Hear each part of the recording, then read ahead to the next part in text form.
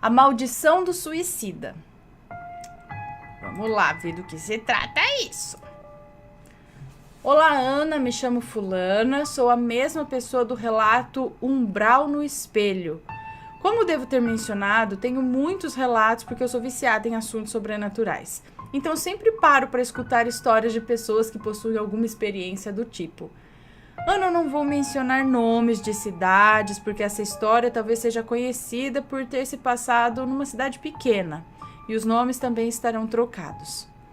Há alguns anos, eu morava numa cidade acadêmica. Digo cidade acadêmica porque é uma daquelas pequenas cidades do interior que possui um instituto federal, o qual era a única atração do local. Pois, por esse motivo, muitos jovens se mudavam para essa cidade para ter acesso a uma boa educação. Inclusive eu. Me mudei para esse local e fui morar em uma república. Eu e mais 6 moças. Uma dessas moças vou chamar de Alice. E essa história é sobre o pai dela. Pois bem, mesmo antes de eu me mudar, eu já conhecia Alice, pois éramos da mesma cidade natal. E eu era amiga da irmã dela e frequentava a casa dela. Porém, não éramos lá tão próximas, eu e a Alice. Porque ela já passava a semana nessa cidade acadêmica. Enfim, os pais dela eram ótimas pessoas, sempre me trataram bem demais. Mas eu sempre achei o pai dela, que vou chamar de Senhor Augusto, muito quieto. Apesar de sempre manter-se sorrindo e aparentemente bem, eu soube anos depois, quando já morava com a Alice, que o Senhor Augusto sofria com uma severa depressão. O que tem de sobrenatural nisso? Eu já vou te contar. Uma vez, Alice, chorando, se abriu comigo sobre a depressão do pai. Senhor Augusto tinha crises, e nessas crises ele se transformava. Ele via chifres nas cabeças das filhas e gritava desesperadamente. Ele, quando olhava para as filhas, não as via. Ele via demônios nos seus rostos. Por exemplo, uma vez, em um desses ataques, ele olhou para a própria Alice e começou a gritar desesperadamente. Alarmou toda a vizinhança. Ela disse que a casa encheu de curiosos e que foi necessário 3 homens para segurá-lo.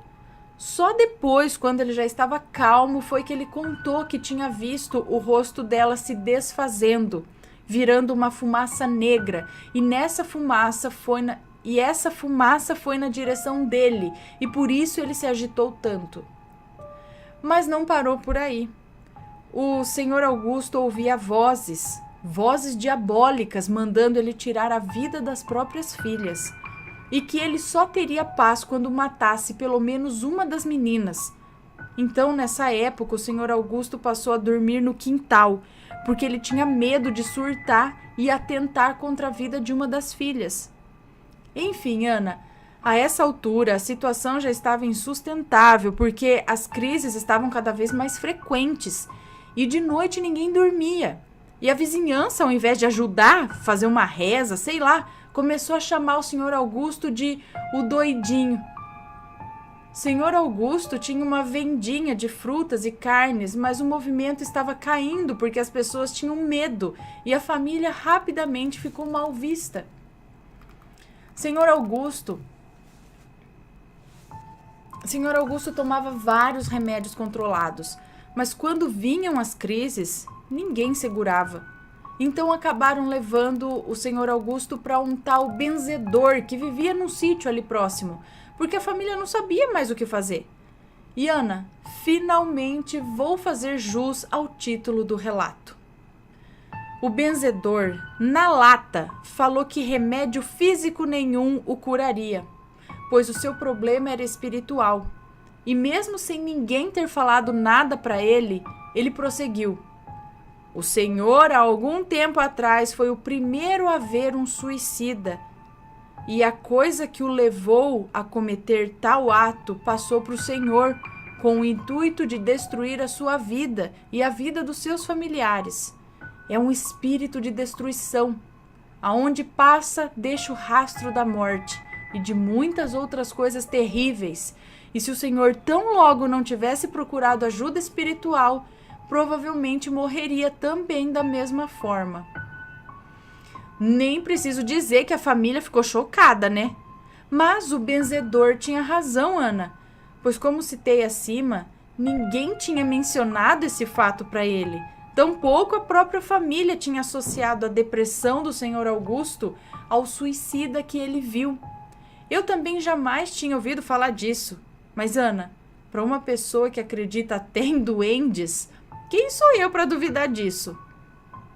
Agora eu vou explicar melhor sobre o suicida. A Alice me contou que o antigo dono da casa da frente começou a sofrer de uma terrível depressão, assim como seu pai. Agora eu só não sei dizer se os sintomas eram os mesmos do Sr. Augusto, porque eu não perguntei. Mas enfim, um dia ele simplesmente se trancou num quartinho que tinha nos fundos e se enforcou. Nessa hora ele estava sozinho em casa. Então ocorre que quando a esposa dele chegou, viu que a casa estava alagada de água. Correu chamando por ele e nada. Daí ela percebeu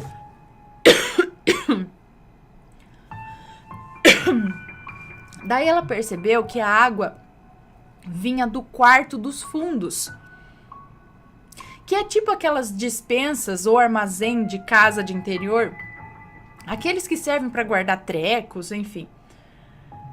Ela já previa o pior.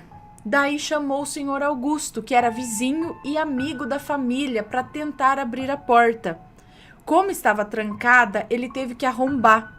E quando arrombou, ele se deparou com a cena mais horrível da sua vida, pois estava lá o homem enforcado, pendurado, e ele foi o primeiro a vê-lo. Quanto à água, ela vinha de uma torneira que estava quebrada perto dele. Eu acho que ele fez isso para acharem o corpo com mais facilidade. Eu não sei, Ana. Só uma observação. Rolavam comentários que fizeram um trabalho para ele, no caso para o suicida. O porquê eu também não perguntei, porque particularmente achei essa história muito forte. E como falei acima, eu acredito, porque Alice não era o tipo de pessoa que inventaria histórias, ainda mais dessa natureza. Ana, desculpe o relato enorme, é que eu queria que ficasse bem esclarecido e espero que tenha ficado.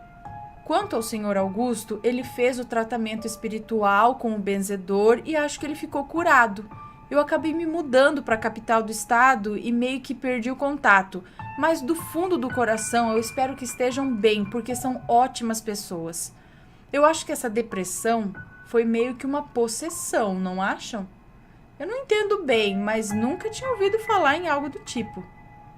Obrigada, Ana, por ler meu relato. Um beijo para você, para o Matheus e todos os assombrados. Muito obrigada, um beijo para você. Então, como eu já comentei outras vezes, tem um livro aqui que é um lance do trabalho conjunto entre psiquiatras e padres exorcistas, se não me engano. Porque às vezes uma coisa está ligada à outra.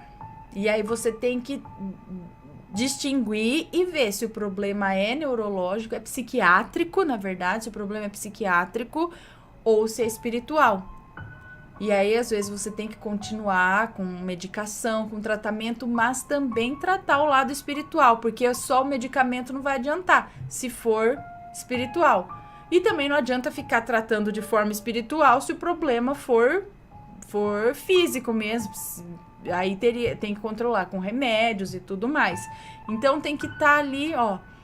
E aí tem um livro falando sobre esse trabalho conjunto aí. Achei bem interessante, porque eu acredito também que muitos distúrbios mentais talvez não sejam de caráter físico e mental só mesmo assim, sabe? Sim de caráter espiritual. Pois é. Tá vendo? Se não tivesse tratado de benzedeiro, podia ter um